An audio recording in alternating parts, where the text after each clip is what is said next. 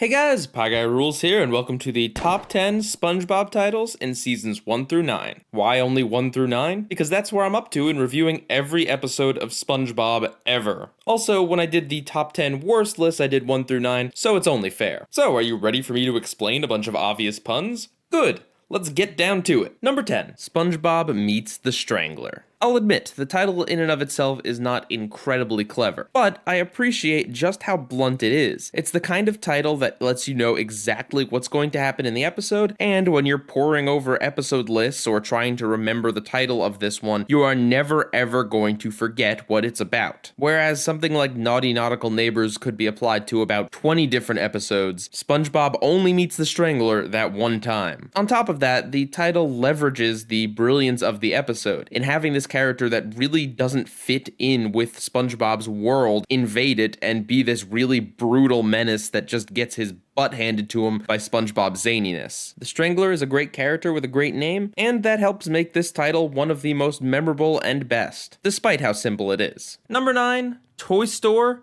of Doom. Sure, it's a lousy episode, but the title is interesting. It definitely catches the eye, juxtaposing the innocent nature of a toy store with this malicious of doom phrase. It really makes you wonder what the episode is going to be about, and yet at the same time, after you've seen the episode, you could match it to the title easily. So even though it's mysterious and creates intrigue, it's still perfectly fitting. Number 8. Dying for pie. SpongeBob is literally dying because of pie. I wish I had something good to say here, but I really don't. It's just a catchy title that perfectly fits the episode. Additionally, the word dying is one that definitely catches the attention when looking through an episode list. And I obviously don't need to tell you how important the word pie is. Number 7. Plankton's good eye. Plankton's good eye could be described as him getting better vision, as in he's going to get another eye that's actually good. But this turns out to be a mislead because the term Plankton's good eye doesn't just refer to him having good vision, it refers to the fact that the eye he gets is from the morally good SpongeBob. So it's a fitting title that doesn't give away the twist of the episode, and I really like the play on words here. Number 6. Chocolate with nuts. Okay, so the embarrassing truth about this is that I genuinely was confused by this title as a little kid. I was pretty sure the only nuts in the episode is that one part where they say that they have chocolate both with and without nuts. I thought it was kind of odd to base the entire episode title on that, but hey, it was a slight blemish on an otherwise amazing episode. Of course, I look back at this in facepalm because it's pretty obvious that the nuts in the episode are SpongeBob and Patrick. Chocolate with nuts. It's a clever title for a clever episode. Number 5. Shell of a Man. The episode is about how Krabs' self-worth seems to be tied up in his masculinity, literally symbolized by his shell. So, Krabs is a shell of a man because it doesn't feel like a real man anymore. But he doesn't feel like a real man because of his shell. So the title is clever because it references the main focus of the episode, Mr. Krabs' shell, and also references the theme of the episode about how Mr. Krabs feels hollow without his shell. Number 4. Can You Spare a Dime? Why? Because it comes from the 1930 song,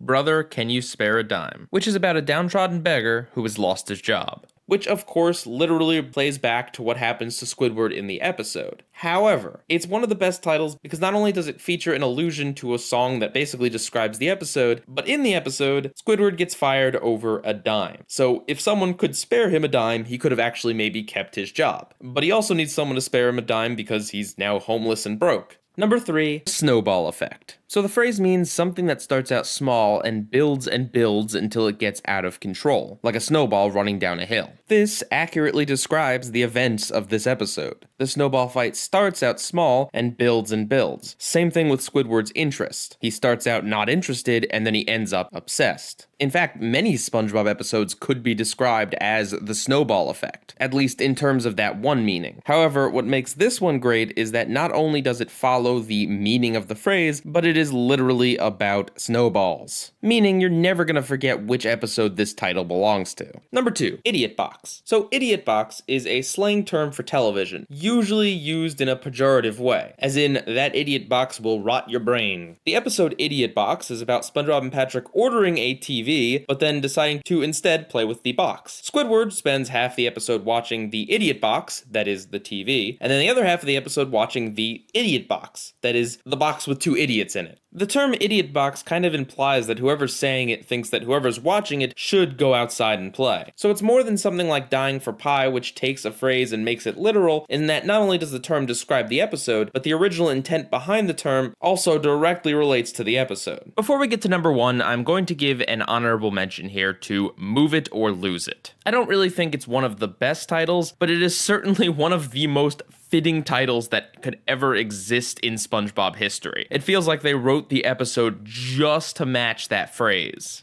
And the best title, in my opinion, from SpongeBob seasons 1 through 9 is Crabs a la Mode. So, on a very basic level, Crabs a la Mode is one of the very few episodes to actually use non-English words in the title. That alone makes it interesting and pretty stand out. But when you have the term a la mode, usually with a food before it, it is typically used to describe something that is served with ice cream, and usually served cold. It doesn't literally translate to crabs on ice, but it kind of means crabs on ice. And since the Krusty Krab is an eatery, it's a neat play on words to use a food term to describe what happens in the episode. That being said, this actually goes a little bit deeper. Did you know that a la mode in French didn't originally mean served with ice cream? Actually, it means that it's fashionable or cool, which is how we Americans took that phrase and ruined it. Crabs a la mode doesn't just work because it's a food-based pun, it also works because the episode is about Plankton accidentally making the Krusty Krab a cool place to be. Fashionable, if you will. So for all of those reasons, I think it is one of the best and most cleverly titled episodes. And that's my list. I do apologize if the entries felt a little bit samey, or like I was just explaining the joke over and over again. But what can I say? I'm a sucker for titles that are a common phrase that plays back into the episode in one or more ways. Honestly, I don't think there's actually that many really good SpongeBob titles out there. There's plenty of titles that are fine, they describe what the episode is and do nothing more or less than that, but unlike with the worst titles, where I picked enough contenders that I could legitimately make 3 bottom 10 lists about the worst titles, and I just might, there really just isn't that many titles in SpongeBob that scream good title to me. And I find that to be a real shame, especially considering the show has gone on for as many episodes as it has, making it hard to find some episodes if you can't remember the title right off the bat. Which of these 2 episodes is about Squidward crawling inside SpongeBob and controlling him for a dance contest? I have to look it up every time because of how nondescript these titles are. Same thing with Ghoul Fools, which is a title that I actually like because of the rhyme and just how fun it is to say, but I couldn't include it on this list because one of the most basic functions of a title is to help identify the work that follows it. So if you have something like Ghoul Fools that could describe any Flying Dutchman episode out there, I think it really fails on a very fundamental level. So what do you guys think? What are your favorite SpongeBob titles out there? PIEGUYRULZ, out.